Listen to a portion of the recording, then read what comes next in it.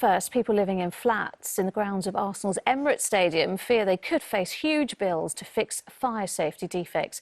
Owners say they are trapped in unsellable properties and believe their landlord, the Premier League football club, should help pay for some of the remediation work.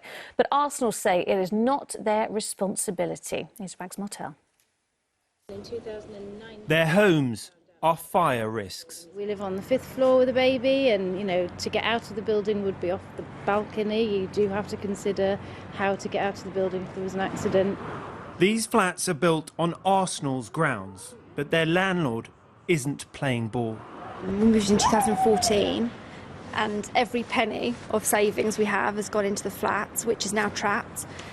We've just had our second baby and we wanted to move out of London and buy a home close to our family, which we now can't do.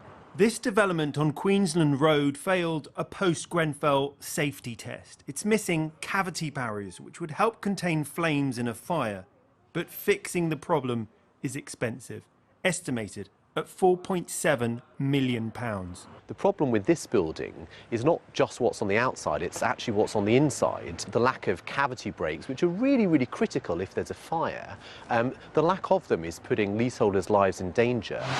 Still not clean! Wow, what a volley! And their rich landlords are not helping. In fact, they're asking leaseholders to pay £50 a month to cover their building insurance. £50 isn't nothing, and it's difficult to understand how Arsenal could pass on these sort of costs to us when we all know how much money they have. We're in an unsafe flat. We've got increased costs. Our flats are valued at zero, and actually now we're going to be paying for Arsenal's building insurance as well. It just feels like we're liable for this mess, really, which isn't our fault.